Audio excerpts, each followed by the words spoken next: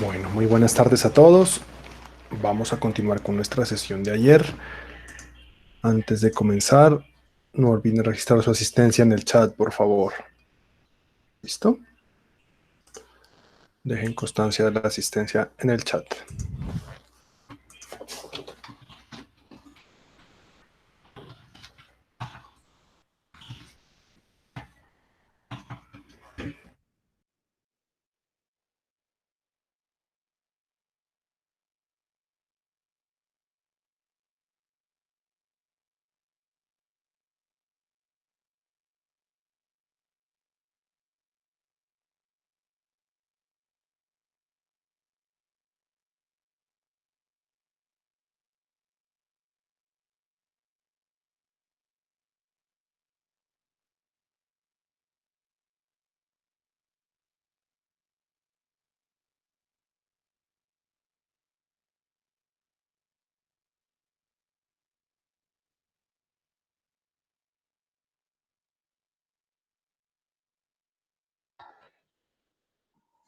Profe, ¿usted cuándo va a subir notas?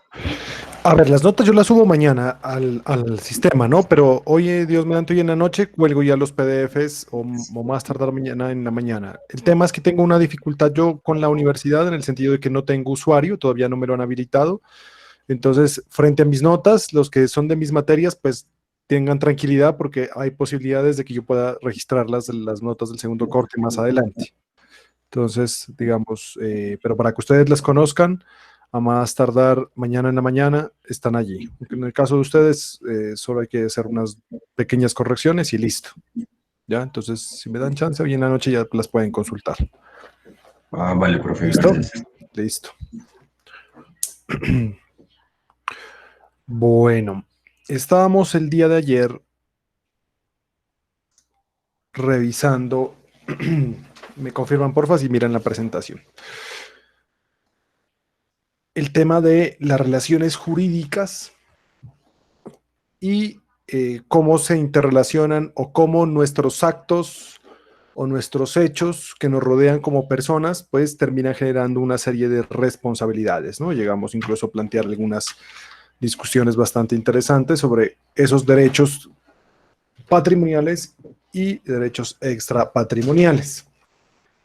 Pero esos conceptos vamos a seguirlos manejando porque son el día a día, pues, de la contratación, ¿ya? Cualquiera que ella sea, desde el punto de vista laboral, comercial, internacional, ¿ya? Siempre vamos a estar detrás de estos conceptos que hemos denominado cardinales. Y habíamos dicho que los derechos tenían unos límites, ¿ya? Unos límites, bienvenida Lady, unos límites intrínsecos, ya que tienen que ver concretamente con límites que dependen de cada derecho, yo les decía. Entonces, el derecho de propiedad se limita con su fusión social, es decir, que yo no puedo utilizar la propiedad arbitrariamente, sino que tiene que tener una función social. O la libertad de prensa o el libre desarrollo de la personalidad llega hasta donde va la honra de las personas. Y también poníamos los límites extrínsecos o externos de los derechos que tienen que ver ya cuando se enfrentan dos intereses, cuando hay concurrencia o colisión de derechos, o simplemente que cuando desarrollamos nuestras actividades lícitas, pues a veces sin querer, de buena fe, afectamos los derechos de los demás. Entonces, importante tener en cuenta, digamos, estos escenarios de los límites. Pero bueno, hemos hablado de dónde vienen esas relaciones jurídicas, dónde se originan, pero no hemos hablado de quiénes las viven o las padecen en algunos casos. ¿Ah? Entonces, ya entramos a hablar sobre los sujetos de derecho. ¿Listo? Los sujetos jurídicos y lo que pueden hacer. Entonces, los sujetos jurídicos son dos, concretamente las personas, o mejor dicho, es una sola. Los sujetos de derechos en nuestro país y en el mundo hasta el momento son las personas. Se empiezan a abrir debates ya sobre sí los animales son sujetos de derechos.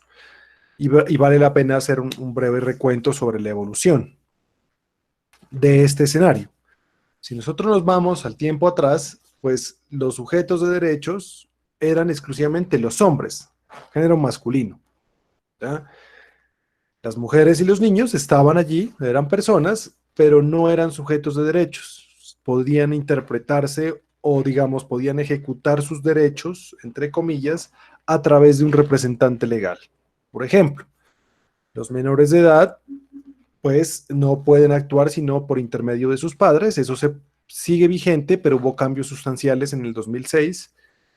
Y no fue sino hasta el año de 1950, si no estoy mal, que la mujer ya empezó a disfrutar, por lo menos en nuestro país, de la administración directa de sus bienes.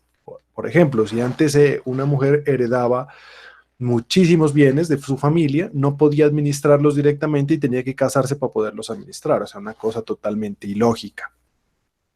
Y así han venido una serie de evoluciones dentro de lo que debe entenderse como un sujeto de derecho, al punto de que hoy la Constitución reconoce que ha habido una desigualdad desde el punto de vista jurídico frente a la mujer y que ahora, por lo contrario, es un sujeto especial de protección constitucional y que al reconocer eso, pues tiene unas ventajas, digamos, que permiten generar igualdad.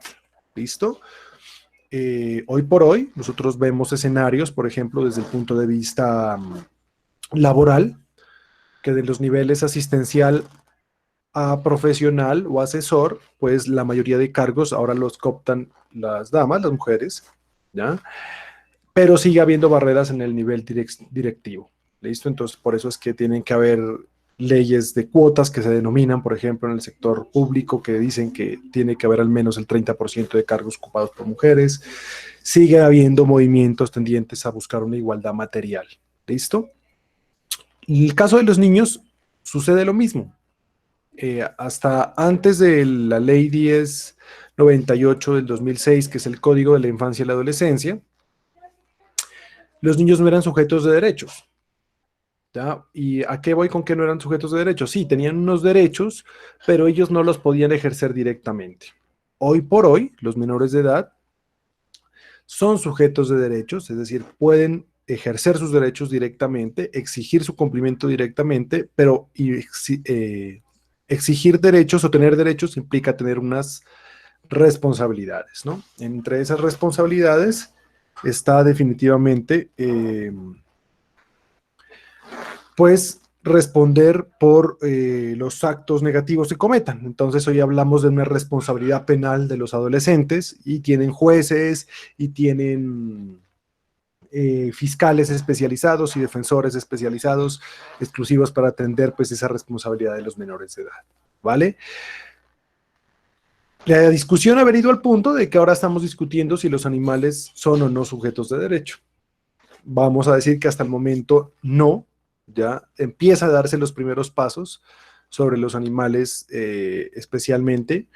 Hay una declaración de las Naciones Unidas sobre el tema de los delfines, ya, que es una declaración, digamos, vamos a decirlo desde el punto de vista como retórica, o bueno, como que da el primer impulso sobre el tema del concepto de las personas no humanas, ¿ya? En el sentido de la interacción social que vivimos nosotros como seres humanos, y también empieza a hacerse pie la legislación contra el maltrato animal, ¿no? Entonces eso empieza a generar unos contextos diferentes y nos empieza a replantear todo el escenario que ponemos. En algunos estados de Estados Unidos, valga la redundancia, algunas personas pueden heredarle a los animales o a las cosas sus bienes después de su muerte. Entonces, no es que las cosas o los animales sean sujetos de derecho, ¿ya? Sino que, pues, la legislación permite hacer ese tipo de cosas. Entonces, el típico caso de la señora que le deja a los gatos su casa. Entonces los gatos ahí llegan y se reproducen eternamente y son los dueños de la casa, nadie la puede tocar. Pero bueno, esto hasta cierto punto. Bueno, esta breve historia, digamos, para decir que en nuestro ordenamiento jurídico, pues los sujetos de derecho somos nosotros las personas, ¿ya? Nosotros somos los que interactuamos en esas relaciones jurídicas y nosotros somos los que ejercemos esos derechos. Pero tenemos dos tipos de personas, las personas naturales y las personas jurídicas. Las personas naturales, pues, son las personas, como lo dice la norma, ¿ya?, de la especie humana, cualquiera que sea su edad, sexo, estirpe o condición. Entonces, importante. Las personas naturales somos los seres humanos, carne y hueso. Y las personas jurídicas, ¿ya? Bueno, antes de entrar al concepto como tal de persona jurídica, quisiera escucharlos a ustedes. ¿Qué entienden por persona jurídica?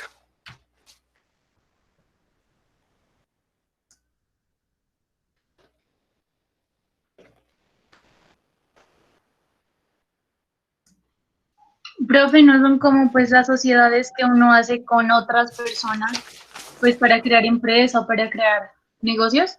Eso. Entonces, usted me ha dado un buen ejemplo, sociedades. ¿Quién más? ¿Qué otra persona jurídica? Eso, anúncieme en ejemplos.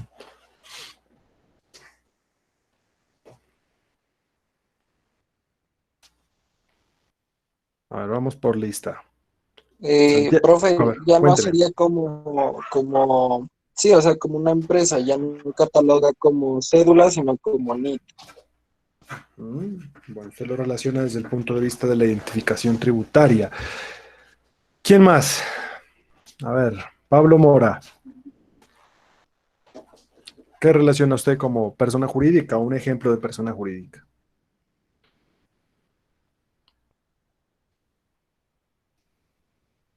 Se fue a almorzar, Pablo.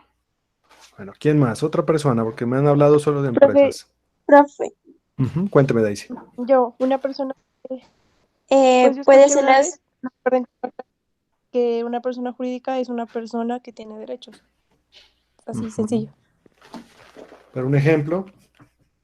pues yo tengo entendido que es como la identificación que se le da como a una empresa constituida pues ante Cámara de Comercio y pues se les da como un respectivo número de identificación pues que se le conoce como el NID, que puede ser como Ya, las asociaciones o ya, bueno. ¿Alguien más que nos quiera dar un ejemplo? Que no sea la empresa. ¿De alguna otra persona jurídica que conozcan? Bueno, entonces, todos relacionamos generalmente el fenómeno de la persona jurídica como la empresa, pero yo los voy a desmentir en esta oportunidad. Profe, sí puede Cuénteme. ser entonces una empresa, porque una empresa es una organización, entonces también podría ser algo que, eh, digamos así, adjunta de personas. Entonces esto también entrarían iglesias, fundaciones. Eso, por ese lado va. Ajá, eso. Entonces, ¿cuál es la definición de persona jurídica? Entonces, la persona jurídica es una ficción legal, dice la norma. Es una persona ficticia, ¿ya? ¿Qué se le da? O sea, es una persona ficticia que crea la ley y a la cual se le da la facilidad o se le da la capacidad que tenemos nosotros las personas naturales para ejercer derechos y contraer obligaciones, ¿ya? Y ser representada judicial o extrajudicialmente. ¿Qué significa esto? ¿Ya? Que una persona jurídica nace ya del concepto de asociación, como lo ha dicho alguien aquí, pero personas jurídicas hay muchísimas. Ya vamos a ver las clases de personas jurídicas, pero lo que me interesa es que es un fenómeno jurídico en el cual yo, en los ejemplos que ustedes me han dado, ¿ya?, cojo a una asociación de personas y les doto de una personalidad jurídica independiente la de ellos. Nosotros tenemos personalidad jurídica. ¿Listo? Ya vamos a hablar qué es eso el día de hoy. Todos somos, entre comillas, tenemos personalidad jurídica, pero no es lo mismo que seamos personas jurídicas. Entonces, en el caso de la empresa, y concretamente el primer ejemplo que me dijeron, una sociedad, ¿ya? Una sociedad es un grupo de personas a las cuales ya han suscrito un contrato de sociedad y con ese contrato ellos han creado una persona nueva que ahora se llama sociedad comercial, que tiene su propio nombre, su propia identificación, su propia capacidad de ejercer derechos y contraer obligaciones. ¿Listo? Vamos a dejar allí el concepto, pero no quiere decir que solo la empresa, digamos, esto es un tema de derecho comercial, pero es importante que ustedes lo tengan claro. Yo no necesito ser persona jurídica para crear empresa, ¿ya? Eso es importante, porque, Profe, cuénteme, pero una persona natural también puede ser una persona jurídica, o sea, también puede que se conforme como persona jurídica sin tener pues dos o más personas, ¿cierto? sí y no, porque ya le decía ayer, cuando hablábamos de los contratos, digamos, hay dos opciones. Bueno, me voy a meter al tema. Esto lo tendrían que ver en derecho comercial, pero me voy anticipando porque es bueno que ustedes tengan ese fundamento. Entonces, desde el punto de vista legal, no desde el punto de vista, digamos, de la teoría administrativa, ¿listo? Que es la que ustedes manejan, desde el punto de vista legal. Entonces, nos dice el Código de Comercio que empresa es una actividad económica organizada, ¿listo? Entonces, partimos de un hecho de que no es las personas, sino la actividad que desenvuelven. ¿Listo? Actividad económica organizada que el empresario ejerce a través de uno o más establecimientos de comercio, nos dice la norma. Entonces, una, el sujeto de derecho, el empresario como persona natural. Dos, el establecimiento de comercio, que establecimiento de comercio no es eh, empresa, sino es un bien, ¿ya? Es un bien que compone el nombre comercial, el lema comercial, el goodwill, bueno, todo lo que implica ese escenario de el establecimiento, ¿ya? Los bienes, las mercancías, los contratos, etcétera. Es un conjunto de bienes. Entonces tenemos tres personas. La persona natural del empresario, el establecimiento de comercio y la actividad económica que se desarrolla con ese conjunto. Entonces, eso es empresa. Yo puedo ser empresario sin ser sociedad, ¿ya? ¿Por qué? Las personas que tienen sus negocios registrados como persona natural en Cámara de Comercio, eh, por ejemplo, bueno, yo tengo aquí les voy a mostrar, ya que nos metimos en el cuento, es importante que lo revisemos de una vez. Para que entendamos esa diferencia y lo miremos desde el punto de vista empresarial. Permítanme, yo me entro aquí a asesoría legal de pymes.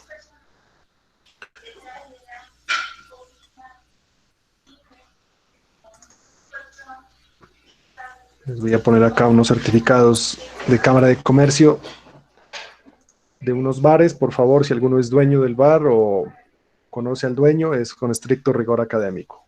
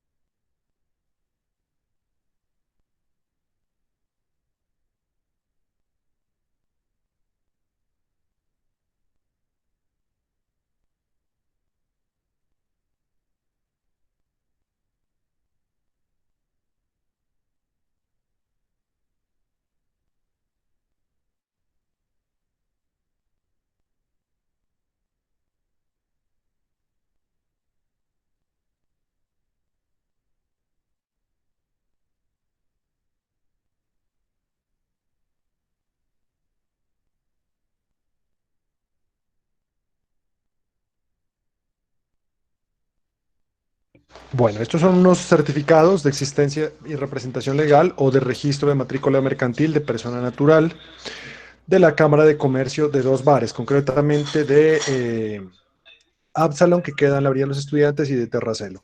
¿Listo? Estos certificados nos muestran, digamos, cómo es que se clasifica un empresario comerciante en la Cámara de Comercio, concretamente para que sepamos identificar y identifiquemos, o por lo menos lo que me interesa que ustedes el día de hoy tengan claro, es que persona jurídica no necesariamente quiere decir que sea empresa. ¿Listo? Persona jurídica es otro fenómeno diferente. Entonces, aquí este señor que se llama Jaime, que está registrado como persona natural, ¿da? Que está inscrito como una microempresa y que este es un certificado de matrícula mercantil de persona natural, ¿no?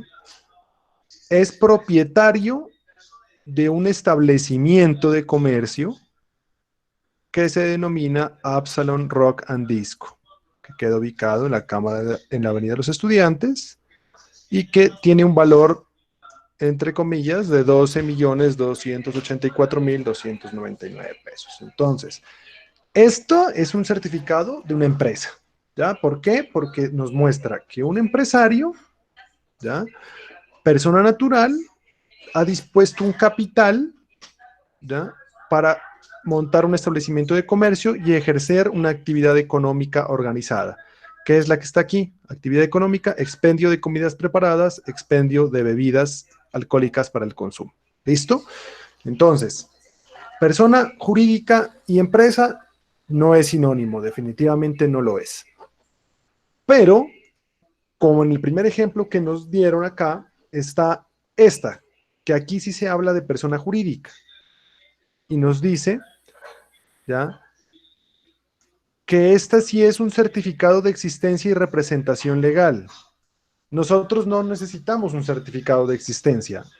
Existimos, ¿ya? Lo que acreditamos es nuestro estado civil, ya vamos a hablar sobre ese tema, con nuestro registro de nacimiento o de fallecimiento si ya hemos muerto. Pero una persona jurídica tiene que acreditar su existencia y quién la representa. Entonces, en este caso, es una sociedad comercial, una sociedad por acciones simplificada, que significa que varias personas se unieron para crear una persona jurídica independiente, y esa persona jurídica independiente se llama Terracelo Disco Food SAS, ¿ya? Esa es la persona jurídica. Esa persona jurídica tiene un objeto social, un capital, bueno, unas acciones, etcétera, etcétera, un representante legal, que es el que actúa por ella, otro representante legal adicional, pero lo que me interesa acá mirar es que esta persona jurídica es dueña, a su vez, ya, como una persona ficticia, creada por la ley y creada por un contrato, en este caso, tiene un establecimiento de comercio que se llama Terracelo, ya, que concretamente este es el bar, y que ese bar, así de bonito como lo ven, si los que lo conozcan, pues tiene un valor de 4 millones de pesos. ¿Listo? Entonces, bueno, no vamos a criticar la información que los comerciantes registran en su registro mercantil. ¿El 4 de pesos de qué es? ¿El precio de qué del establecimiento? Sí, el precio del establecimiento, supuestamente. Pero eso no hay alguien como quien lo controle. O sea, obviamente hay muchas Sí, personas. claro. Lo que pasa es que esta es una mala práctica que utilizan los comerciantes, digamos, para deducir impuestos, ¿no? Reducir impuestos, pero digamos, bueno, esta materia, digamos, no sería el espacio para que lo debatamos, pero sí se va a ver. O a los que les interese, digamos, profundizar este poquito, pueden ahí en el canal de YouTube, en la Asesoría Legal de Pymes, hemos desglosado todo este tema, y es para mostrar, digamos, que tiene otras consecuencias, ¿no? Hacer ese tipo de situaciones, digamos, desviándonos desde el tema, ¿no? Pueda que paguen menos industria y comercio, pero el día que se venda ese negocio empieza a tener problemas, ¿ya? ¿Por qué? Porque, y es un tema que ustedes tienen que saberlo, yo sé que ustedes tienen que ver algo de contabilidad, o mucho, pero generalmente la contabilidad es la firma de todo el comerciante. Entonces, cuando yo actúo con contabilidad apegada a la ley de buena fe, tengo ventaja sobre mi competencia o sobre algún pleito que yo tenga. Digamos, ahí es importante. En este caso, pues se ha fijado ese valor, ya es pues responsabilidad de ellos, digamos, en caso de que tengan alguna dificultad, porque lógicamente una inversión de un bar de esos no cuesta 4 millones de pesos a todo dar. Bueno, este certificado es viejo además, ¿no? Es del año 2018. Bueno, Bueno, pero, profe, para librar cuénteme. como problemas pueden declararse en quiebra, ¿no? Eso. Todos esos escenarios, digamos, se presta. Es un obrar de mala fe, ¿no? Es para demostrar de que no cuesta mucho, pagar menos impuestos, bueno, etcétera, etcétera, etcétera. ¿Listo? O sea, tiene como propósito aparentar que es menos para pagar sobre eso impuestos, pero definitivamente es evidente que el Estado, en este caso el municipio de Pasto, debería estar revisando esa información con Cámara de Comercio, porque es lo que realmente cuesta, lo que tiene que ser la base para el pago de los impuestos. ¿Ya? Ahí sí no hay nada que hacer. Profe, ¿y ese valor es de los activos o Del establecimiento de comercio. ¿Ya? Lo que pasa es que acá la persona jurídica es independiente. En la persona natural, lo que ustedes ven aquí es el valor del establecimiento de comercio de esa persona natural. O sea, es el patrimonio comercial. O sea, Pero la ese persona, patrimonio. eso, pero la persona jurídica puede tener más cosas, no solo el establecimiento de comercio. ¿Ya? Entonces, pasa lo mismo. Entonces, Jaime, dueño de Absalon Rock and Disco, puede que tenga su casa, su carro, esté en nombre de él y su patrimonio es mucho más grande. ¿Ya? Pero el valor del establecimiento sobre el cual se liquidan los impuestos es este, mire, Absalon cuesta más que Terracelo, entre comillas, pues, ¿no? A 2018. Por ejemplo, en esto que estamos mirando acá. Pero bueno, nos desviamos del tema, nos fuimos al derecho comercial. De eso van a ver, creo que toda la carrera ustedes. Lo cierto es que entonces me fui a ese punto para hablar o aclarar por lo menos que empresa no es lo mismo que persona jurídica. Persona jurídica entonces es que la ley le ha brindado a una organización de personas ciertos derechos para que actúe como que si fuera una persona natural. ¿Listo? Bueno, aquí entramos primero a desarrollar lo de las personas naturales. Y generase otro debate, ¿ya? Otro debate como el que tuvimos ayer. ¿Por qué? Porque aunque parezca obvio, ¿ya? La ley a veces regula determinadas cosas de una manera que no pareciera tan obvia. Entonces, yo les hago estas dos preguntas. ¿A partir de qué momento se considera que estamos ante una persona humana? ¿Y a partir de qué momento se considera que deja de existir la persona humana?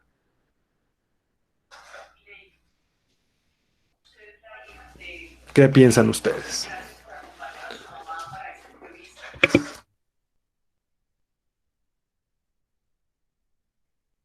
profe, cómo es la pregunta? ¿Desde que nace, profe? Ahí está en la pantalla. ¿No? ¿A partir de qué momento se considera que alguien es persona? Profe, no hay sonido. Perdón, es a partir de qué momento se considera que la persona es humana, digamos, que un individuo es una persona humana. ¿A partir de qué momento? Y alguien ya dijo a partir de que nazca. A partir de que se lo registra. Eso, entonces tenemos varios momentos. A ver, ¿quién más? ¿Quién da más? ¿A partir de que es engendrado? Entonces, por allí viene el debate. Por donde cuénteme. Se le fue el audio, Samantha. A partir de que es concebido, profe, porque ya, Eso. por ejemplo, dice en la Constitución que cuando ya es una vida, cuando está dentro de la mamá. Eso. ¿Alguien más? Daisy va a participar. La cortamos. No, pues pienso que, como decir antes, digamos, no sé cómo decir, como usted lo dijo, lo mencionó una parte como algo de lo civil, Del y registro entonces civil. pues, ajá, entonces pues pienso que es como cuando se lo registra. Listo. Entonces, ahí viene el debate, ¿no? Y el debate se ha dado sobre todo por los derechos del que está por nacer, ¿ya? Y es un debate actual, cuando se habla, por ejemplo, del tema del aborto. Entonces, es un debate actual, pero desde el punto de vista jurídico, ya se considera por lo menos que es persona y por lo tanto sujeto de derechos a partir de que se desprende ya del cordón umbilical al bebé de su madre. ¿Ya? A partir de ese, así está establecido en la ley, a partir del corte del cordón umbilical, a partir de ese momento se considera que esa personita que se desprendió ya tiene sujeto, ya es un sujeto de derechos. Bueno, entonces uno dice, bueno, ¿y qué pasa con el bebé que está por nacer? Sí, la ley protege al que está por nacer, ¿ya? Pero lo denomina así, al que está por nacer lo protege. Entonces está el tema de la protección desde el punto de vista laboral para la madre trabajadora embarazada, ¿ya? La protección de que no sea despedida, que su despido sea nulo. Está la protección, digamos, del sistema de seguridad social, independientemente si es contributivo o subsidiado, exige entonces la ley que hay que proteger a la madre embarazada para proteger al que está por nacer. O sea, el que está por nacer es sujeto de una protección especial, pero no se puede decir que está por nacer es sujeto de derechos, por lo menos hasta el momento el debate es ese, ¿ya? Incluso la norma, el Código Civil, nos dice que aquel que fallece o muere dentro del vientre o que nace muerto, no se entiende como que si hubiera sido una persona, o sea, se entiende como que si nunca hubiera nacido, desde el punto de vista jurídico. Entonces, si una tragedia de esas, por ejemplo, como perder a un bebé que está gestándose o perder a un bebé que al momento de nacer ya nace pues ya muerto, se dice entonces que esa persona nunca existió. Entonces no va a haber registro para poderlo dar por muerto. No, ese trámite no se agota, ¿ya? Entonces, se entiende, por ejemplo, que la persona ya muere a partir ya existe a partir de que se desprende del vientre de su madre. ¿Listo? Cuando se corta el cordón umbilical, por lo menos para el derecho nos dice, se considera a este sujeto como persona natural. Ahora, la pregunta que sigue, que también podríamos pensar que es obvia, ¿a partir de qué momento se considera que deja de existir la persona?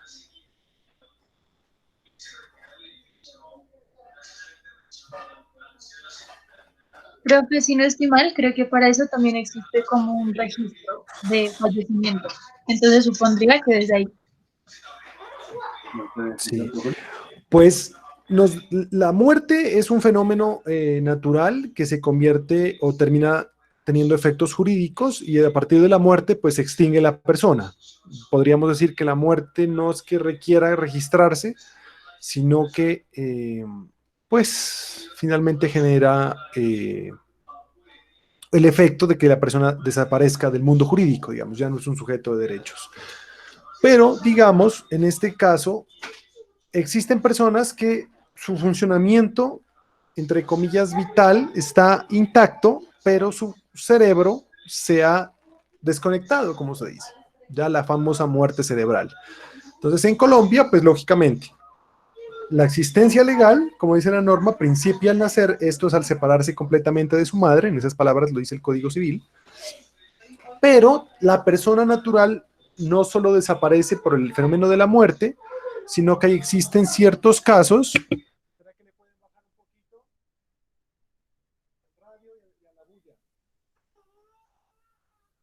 Carlitos. Bueno, entonces les decía, ¿no? ¿A partir de qué momento se considera que deja de existir la persona humana?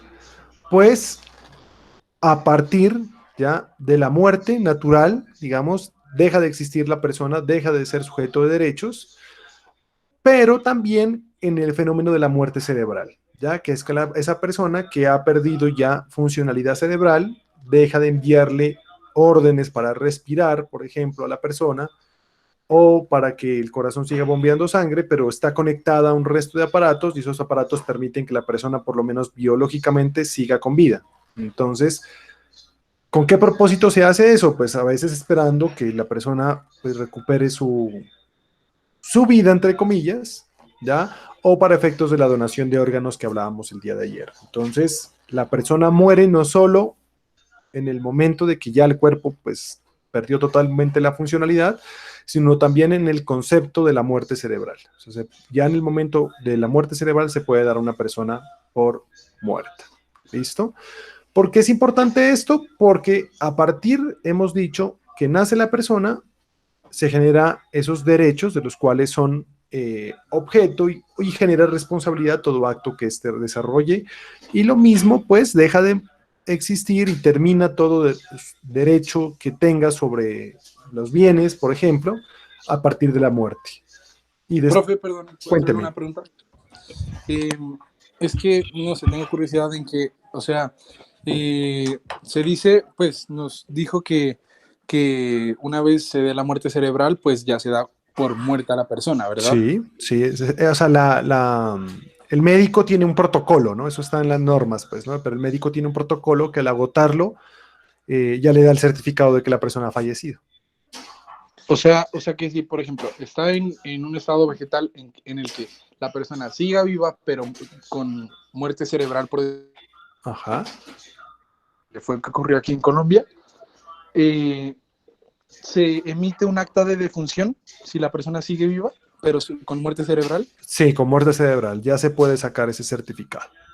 ¿Ya? Entonces, ya, con la muerte cerebral, ya con la disposición, digamos, para una donación de órganos por lo menos, ya se da ese certificado de persona difunta para llevarlo pues a la notaría y registrarlo y adelantar todos los trámites pertinentes, digamos. Ah, bueno, gracias, profe. Bueno, desde el punto de vista legal está así, ¿no? De cómo se esté desarrollando, digamos, ese fenómeno, pues lógicamente ninguna persona hace un trámite pues hasta que le entreguen el cuerpo, bueno, y hagan sus ritos fúnebres, pero al menos, digamos, se entiende que una persona con muerte cerebral a la cual ya le han hecho toda esa verificación, porque esto no es cualquier cosa, ¿no? Hay un test para verificar desde el punto de vista científico si en verdad hay muerte cerebral, y en ese caso, pues la persona ya se da por muerta, ya se puede registrar como fallecida.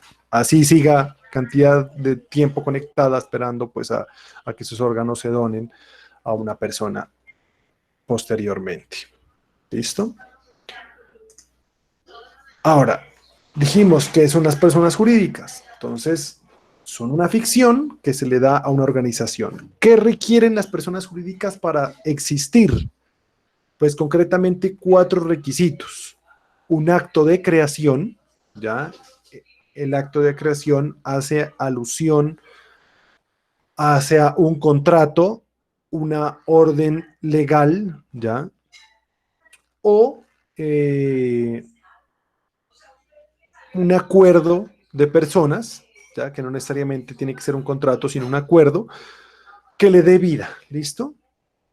Una organización, lógicamente, porque tiene que tener una estructura a través de mediante la cual se manifieste un patrimonio y un órgano de administración. Una organización, lo he dicho, porque ninguna asociación puede actuar desordenada, pues tiene que haber, o por lo menos en la historia de las asociaciones, ¿ya? Que vienen justamente de ese derecho comercial o empresarial en la historia, pues proviene justamente de la organización. Un patrimonio que le va a permitir ejercer derechos y contraer obligaciones, y un órgano de administración que tiene que ver con la representación. Entonces, por ejemplo, en cualquier persona jurídica que venga de una asociación de personas, entonces está la Asamblea General, que es el máximo cuerpo, la Junta Directiva, que es un grupo de personas que toman decisiones importantes, y el representante legal. ¿Listo? Tenemos varios tipos de órganos de administración. Y bien, entonces, los tipos de personas jurídicas. Hay muchos más, pero yo he decidido traerles estos, digamos, o esta clasificación que me parece importante que ustedes la tengan en cuenta. Entonces, hay varias teorías sobre las personas jurídicas. Las personas jurídicas, hay una teoría que habla de la teoría contractualista, que nos dice que la persona jurídica nace como un acuerdo de voluntades, como un contrato, ¿ya? Otra que es un acto unilateral o plurilateral de voluntad, es decir, que muchas personas tenemos una misma voluntad o buscamos un mismo objetivo y así nos unimos en una asociación, ¿ya? Para cumplir ese objetivo. Y otra teoría que nos dice que es institucional. ¿Por qué? Porque nos dice que está el hombre, ya el ciudadano de a pie, y el Estado. Y de ese hombre, el Estado, pues hay muchísimas cosas. Pero las asociaciones o las personas jurídicas son un medio que tiene el hombre común para intermediar con el Estado, ¿ya? Entonces nos pone de presente la existencia, digamos, de que las personas jurídicas se forman como un medio de intermediación entre la persona natural y el Estado. Todas estas teorías han generado, pues, justamente distintas fases sobre lo que es una persona jurídica, pero en síntesis podemos decir que pueden nacer de cualquiera de estas teorías. Entonces, tenemos las institucionales. El Estado. El Estado es una persona jurídica, ¿ya? ¿Por qué es una persona jurídica? Porque esa persona es capaz de ejercer derechos y contraer obligaciones. Es capaz de manifestarse a través de nuestros representantes, ¿ya? A través del presidente, a través de los alcaldes, a través de los gobernadores. Entonces vamos a decir que el Estado es una persona jurídica, pero el Estado, digamos, como tal, como ese sujeto abstracto que nos gobierna, no es como tal la persona jurídica concreta. Se denomina la nación, ¿ya? Cuando nosotros hablamos de la nación, estamos hablando de esa persona jurídica del Estado.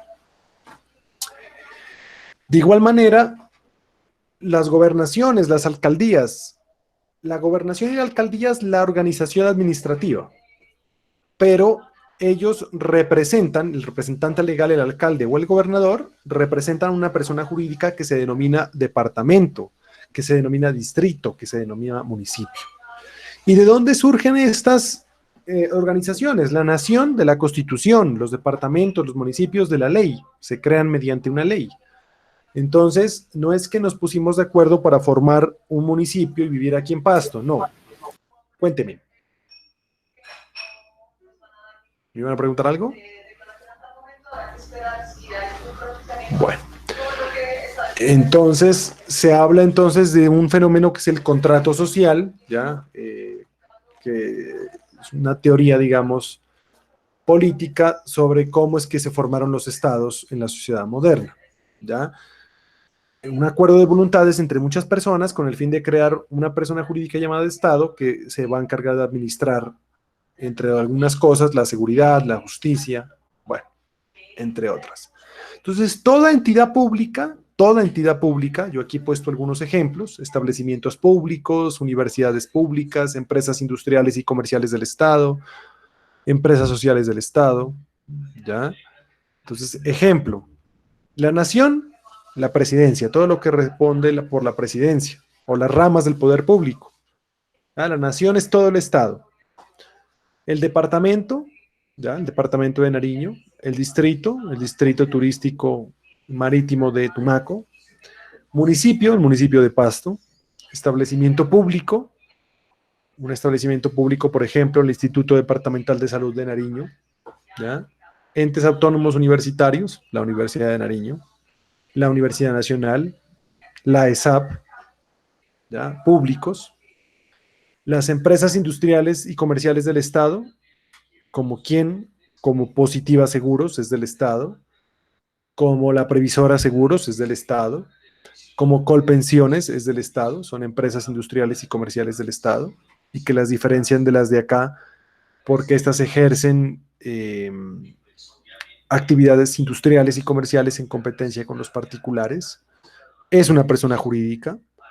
Las empresas sociales del Estado, como el Hospital Departamental, ¿ya? Todas son instituciones que se crearon por virtud de la ley, o por virtud de una ordenanza, o por virtud de un acuerdo municipal, y llegaron a constituirse en personas jurídicas. ¿Listo? Entonces, vuelvo y retomo. Empresa no significa que sea persona jurídica. También están las personas jurídicas institucionales. Están las personas jurídicas que se han conformado en un acto unilateral de voluntad porque quieren perseguir fines comunes, ¿ya? O plurilateral de voluntad.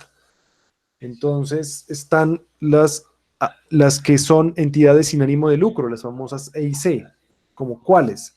Las asociaciones, corporaciones, que son, como la palabra lo indica, asociaciones de personas que buscan un fin común, ¿ya? Las fundaciones son una suma de capitales, ¿ya? Que busca realizar actividades de beneficencia.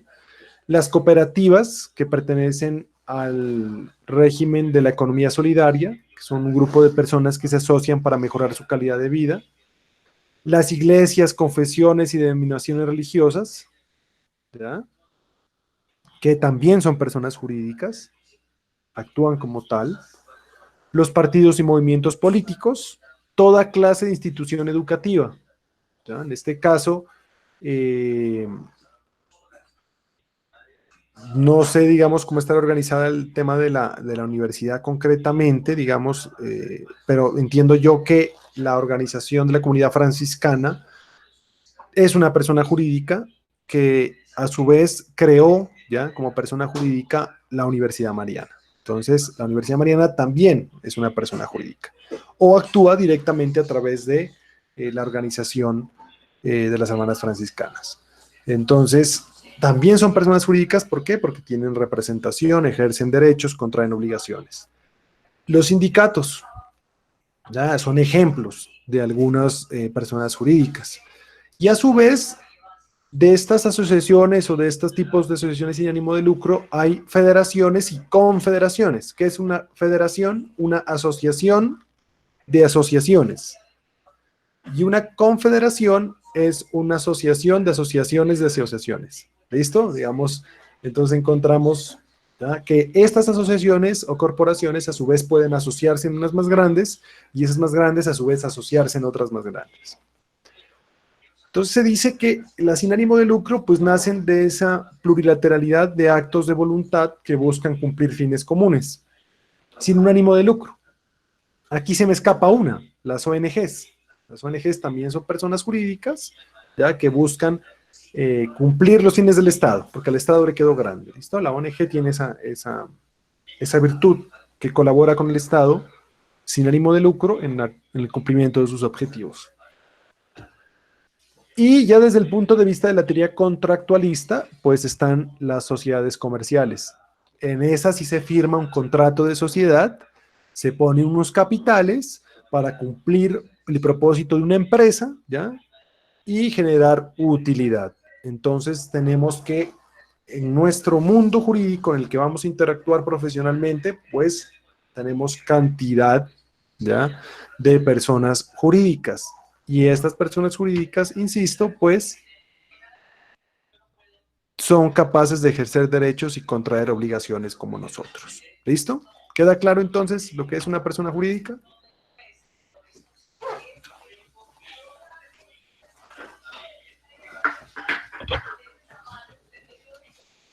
Listo.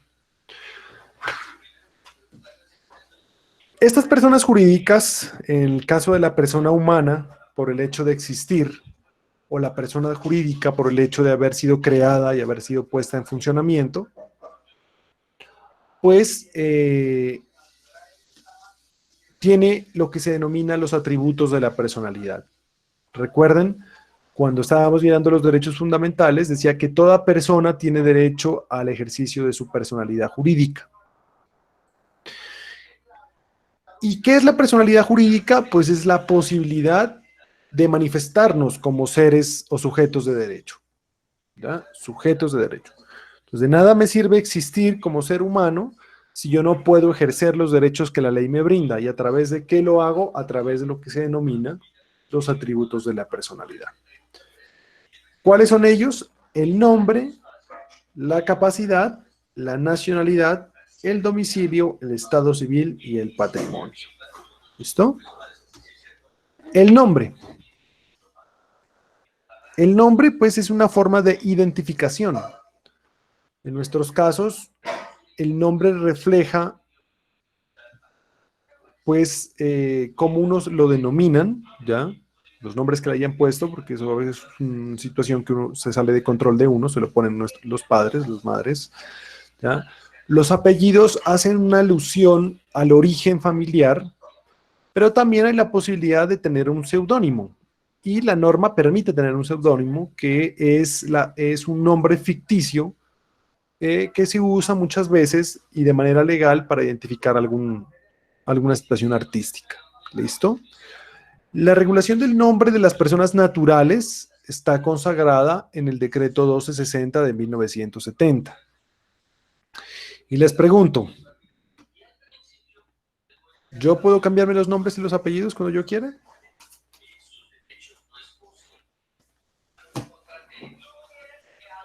Sí, profe.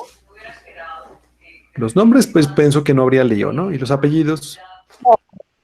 Pues yo creería que uno se puede como cambiar o quitar un apellido, pero no cambiarlo, o sea, totalmente, sino como podría quitarse uno u otro, supongo, no sé. Ya. Entonces, la norma nos decía inicialmente que únicamente se podía una sola vez cambiar el nombre, esto por circunstancias de errores o porque definitivamente pues lo quería y era un derecho que tenía la persona de hacerlo una sola vez. Sin embargo, la Corte Constitucional en muchas sentencias ha ampliado este proceso y ha dicho que el nombre pues es un atributo de la personalidad, pero a su vez refleja ya esa forma de ejercer el libre desarrollo de la personalidad. Entonces, yo puedo cambiarme los nombres cuando yo quiera, ¿ya? Inclusive los apellidos.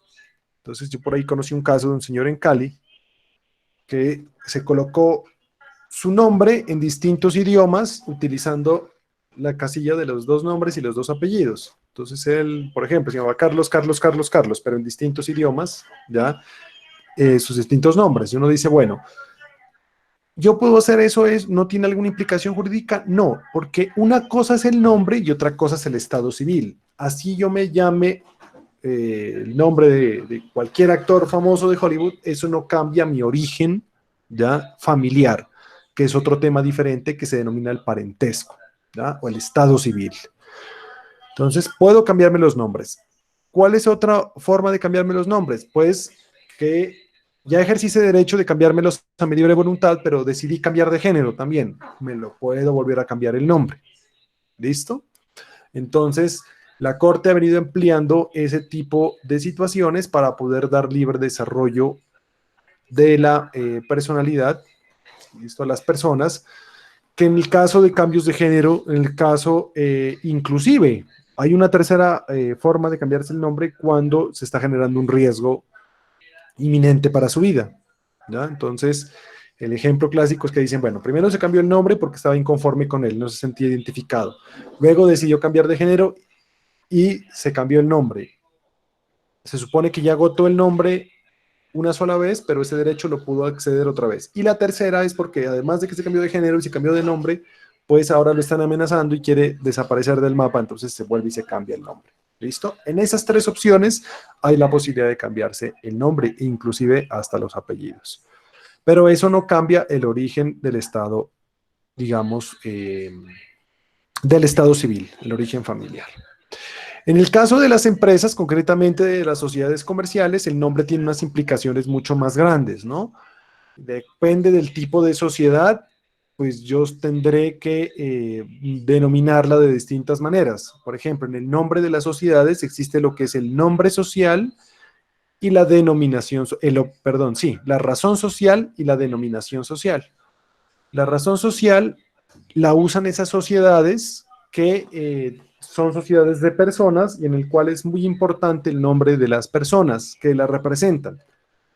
Entonces, por ejemplo, José Plutarco Cuellar y Sociedad en Comandita Simple. Ya ustedes de pronto no conozcan, pero esa sociedad es dueña de los almacenes Cuellar, del Hotel Cuellar. ¿Ya? Es una sociedad de personas, tiene ese nombre. O la denominación social que tiene que ver con la actividad económica que se está realizando. Entonces, una sociedad que se denomine, entonces, bueno, sí, Grupo Bancolombia S.A. ¿ya? Entonces, tiene denominación social. ¿Cuál es la actividad económica? Pues el ejercicio de la banca. Entonces se llama Grupo Empresarial Bancolombia S.A., ¿ya? O una sociedad que pueda utilizar cualquiera de los dos nombres, la SAS, por ejemplo. Si usted crea una SAS, puede utilizar o una razón social o una denominación social. Entonces, Chamorro Portilla SAS, los dueños de Mr. Pollo, ¿ya? Entonces, ellos utilizan una denominación social para identificar, digamos, que es una familia la dueña de esos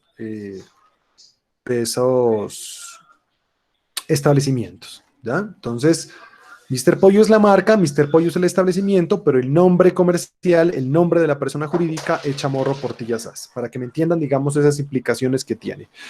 Y tiene una protección de temas de competencia desleal importantísima. O sea, ojalá que ustedes en sus materias de derecho comercial, ojalá se normalice esto, pues la persona que asuma estas materias puedan abordar todos estos temas de lo que es la propiedad industrial, ¿ya? Y lo que implica el nombre comercial, la enseña comercial, el lema comercial, bueno, todo este escenario que protege al empresario de la competencia desleal y que le da valor a lo que uno hace. Si yo capitalizo bien mi nombre comercial como empresario, pues el día que venda mi establecimiento de comercio o mi empresa, yo puedo darle un valor preponderante. El posicionamiento de marca es fundamental, por ejemplo, en un ejercicio empresarial. Y eso tiene valor, tiene costo. Entonces, si se vuelve a abrir la materia de asesoría legal de pymes, pues los invito a que puedan participar de esa electiva a futuro. Bueno. Luego viene el tema de la capacidad jurídica, ¿ya? El nombre, ya hemos visto, pues identifica a la persona, le permite identificarse y diferenciarlo de las demás personas. Pero para poder ejercer los derechos, pues yo tengo que tener capacidad jurídica. La capacidad jurídica se divide en dos, ¿ya? Que es la capacidad de goce y la capacidad de ejercicio. La capacidad de goce es esa posibilidad de ser sujetos de derechos y obligaciones. La simple posibilidad, ¿ya? Y la capacidad de ejercicio es ya el acto de ejercer esa capacidad jurídica, obligarse por sí mismo sin tener que pedir permiso o autorización a otra persona. Entonces, un ejemplo. Entonces, a partir de que cumplimos 18 años, podemos comprometernos directamente a sacar un crédito, directamente a comprar un carro, directamente a comprar una casa, directamente a registrarnos como comerciantes en Cámara de Comercio, ¿ya? ¿A partir de qué momento se entiende que una persona o se presume que una persona tiene capacidad jurídica? A partir de los 18 años. Pero uno dice, bueno, ¿qué sucede cuando una persona de 17, 16 años toma un taxi? Automáticamente cuando nosotros compramos un pasaje, pagamos un pasaje de taxi o de bus o lo que sea, automáticamente suscribimos un contrato de transporte. Entonces, ¿ese contrato es inválido porque lo suscribió un menor de edad? La pregunta que les hago.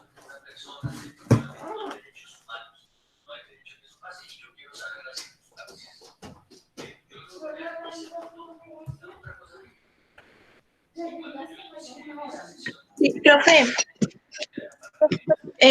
si es menor de edad, ¿no se supone que tendría que tener permiso del papá y de la mamá? Eso, pero digamos, una persona de 15, 16 años, pues se coge y se sube al bus, o si no es de aquí, pues va al terminal, compra un tiquete y se fue para su pueblo. ¿Ya? Entonces yo por eso les digo allí, ese contrato que es nulo, inválido. ¿Mm? Entonces la capacidad puede verse menguada y especialmente en el tema comercial, pues se entiende que los menores ya entre 14 y 17 años son incapaces relativos. ¿Ya? ¿Qué significa que es un incapaz relativo? Que puede ejecutar ciertos actos sin permiso o autorización de sus padres. Porque si no, no habría vida, pues si uno como papá tendría que estar detrás del hijo hasta los 17 años a pagarle el bus para que el contrato sea válido. O tampoco, por ejemplo, en el caso extremo, tengo al estudiante que sale de semestre, tiene apenas 17 años, se acaba el semestre y se va para el lugar de donde vive, ¿ya? Entonces, digamos, vive en San Pablo, Nariño, se fue para allá, fue al terminal y cogió un bus, y se accidenta ese carro, y queda golpeado, queda con unos perjuicios. Y entonces el dueño de la empresa de transporte no le va a decir, no, es que yo no le respondo porque él era menor de edad y el contrato es nulo. ¿Se me entienden para qué es esa situación? Entonces, esa incapacidad puede ser absoluta. Entonces, hablar de que yo tengo capacidad me lleva a hablar por descarte de quiénes son incapaces. Entonces, incapaces Sí. absolutos, cuénteme. Tengo una duda, ¿qué es menguado? Menguado es disminuido. Ah, ya, profe, ¿Ya? gracias. Eso, perdónenme, ahí me hacen la claridad. Entonces, disminuida. ¿Cuándo una persona es incapaz absolutamente para ejercer derechos y obligaciones? ¿Ya? Es decir, que no puede directamente ser sujeto jurídico. O sea, es un sujeto de derechos, pero no puede ejercer sus capacidades jurídicas. Una persona que padezca una enfermedad mental permanente, ¿ya? Entonces, una persona que padezca, bueno, ahorita hay una normatividad nueva sobre el tema de los enfermos mentales, digamos, y sobre sus derechos. Pero una persona, por ejemplo, que tenga parálisis cerebral, ¿ya? Esta persona, pues definitivamente existe como tal, pero no puede ejercer sus derechos directamente. Entonces es incapaz. Todo contrato que esta persona suscriba es nulo, de pleno derecho, ¿ya? Entonces, si alguien toma de mala fe y le hace firmar un contrato, ya eso se entiende que es totalmente nulo. Los impúberes, ¿quiénes son los impúberes? Los menores de 14 años. Todos los menores de 14 años son incapaces absolutos. Un menor de 14 años, se entiende, no tiene la capacidad de discernir. Así la tenga, ya biológicamente, pero la ley para protegerlo le ha determinado que no tiene ya la capacidad de decidir sobre su forma de tomar decisiones y comprometerse. De ahí tan complejo que se vuelve ya esos escenarios de relaciones sentimentales con menores de 14 años, ¿no? Entonces, bueno, todo lo que se viene de toda esa situación desde el punto de vista penal. O los sordomudos que no pueden darse a entender. Entonces, hay sordomudos que definitivamente nunca se pudieron educar en el lenguaje de señas y en consecuencia, pues, al no poderse comunicar, se entiende que son incapaces absolutos. ¿Cuál es la consecuencia? Que todo contrato que suscriban se entiende como inválido, como nulo, nulo. Cuando yo mencione la palabra nulo o nulidad, hace alusión a invalidez. ¿Listo? Hay una incapacidad relativa. Entonces ya les estaba contando. Los menores de edad, ¿ya? Entre los 14 y los 17 años. Mientras no cumplan la mayoría de edad, algunos de esos negocios son válidos. ¿Listo? Esto no implica que un menor de edad no pueda ser propietario, ¿no? Entonces hay muchos padres que dejan los bienes a sus hijos. O en el caso empresarial, pues que les dan acciones a sus hijos en la empresa. Esas acciones, pues las ejercen a través de sus representantes legales. O sea, no es que quiera decir que son incapaces, digamos, de ejercer derechos y obligaciones. No, los pueden ejercer, pero a través de sus representantes legales. Entonces, pero hablamos de incapacidad relativa cuando, por ejemplo, ese menor de 18 años contrata, va a su local y compra algo, compra un celular, por ejemplo. ¿Ya? Entonces va a su negocio y lo contrata para alguna situación que necesite. Entonces se entiende que esa incapacidad es relativa. ¿Por qué? Porque se entiende que la persona llegó con pleno uso de su conciencia, así tenga 14 años, o 15 años, o 16 años, o 17 años, con poder adquisitivo, con dinero, compró algo, ya. Salvo que pues llegue su padre o representante legal, tutor o curador, y diga que ese negocio pues tenga que devolverle la plata, pero en principio se entiende que es relativo. Mientras no haya reclamo, se entiende que el negocio es válido. Y la incapacidad especial. Aquí se me olvida uno, que se me pasó por alto. El tema de las personas interdictas, ¿ya? ¿Qué es un interdicto por disipación? Un interdicto es una persona que no tiene la capacidad de administrar sus bienes, ya porque es adicto al juego, porque es alcohólico, porque es adicto a los estupefacientes. Entonces, al tener esa enfermedad, no es capaz de administrar bien sus bienes y los dilapida, ¿ya? O la persona que tiene un leve retraso mental. Entonces, ¿qué hace la familia? Le presenta una demanda para quitarle la administración de sus bienes y administrarlos a través de un representante legal. O también las personas que son disipadoras, ¿no? Adictas al juego. Entonces se llama interdicto por disipación, también causa incapacidad relativa. ¿Qué quiere decir eso? Que si el curador o el representante legal ratifica el negocio, entonces, por ejemplo, tengo un hermano que es disipador, ¿ya? Es adicto al juego. Entonces, no puede tener un peso porque ahí mismo lo va a apostar. Entonces, tomamos la decisión de demandarlo, quitarle la administración de sus bienes para cuidárselos, ¿ya? Y él no puede comprometer su patrimonio, tiene que hacerlo a través de su representante legal. Pero él va y suscribe un negocio, ¿ya? Es una persona muy hábil para los negocios, pero lastimosamente dilapida lo que se gana. Entonces va y logra hacer unas importaciones y empieza a vender aquí en Pasto los bienes. Entonces, si el representante legal no ratifica ese negocio se declara nulo, ¿ya? Entonces es un riesgo. Pero si la persona va y lo ratifica, pues el negocio seguirá viviendo, ¿ya? O hay un espacio para poder reclamar ese tipo de situaciones. Y la incapacidad especial es la que tiene que ver con una inhabilitación legal, es decir, que le quitan esa habilidad, así sea mayor de edad, así tenga pleno uso de su conciencia, de realizar algunos actos.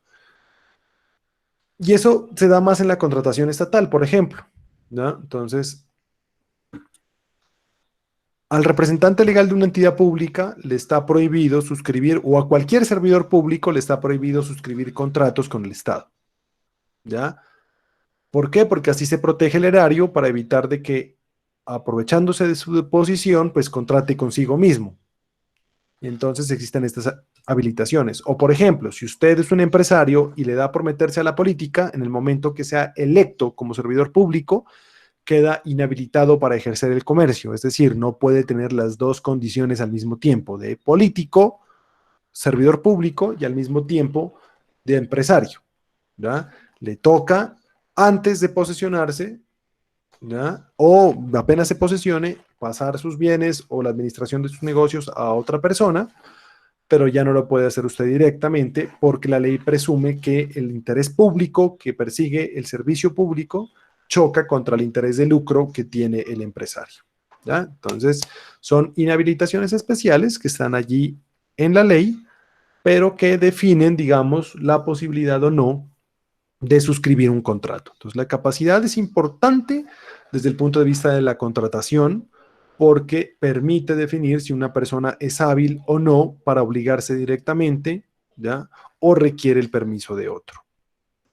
¿Puedo ser socio siendo menor de edad? ¿Puedo dejarle a mis hijos acciones? Sí, pero ellos no pueden ejercer los derechos directamente, sino a través de un representante legal. ¿Queda claro entonces el tema de la capacidad jurídica?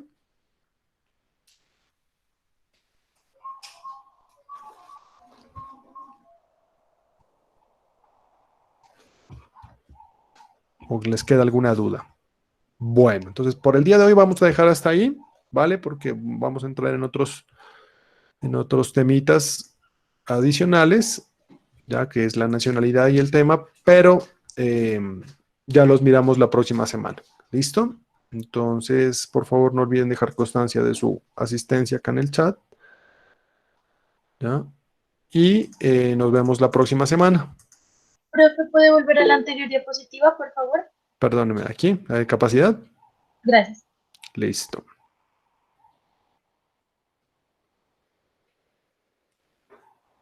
A ustedes.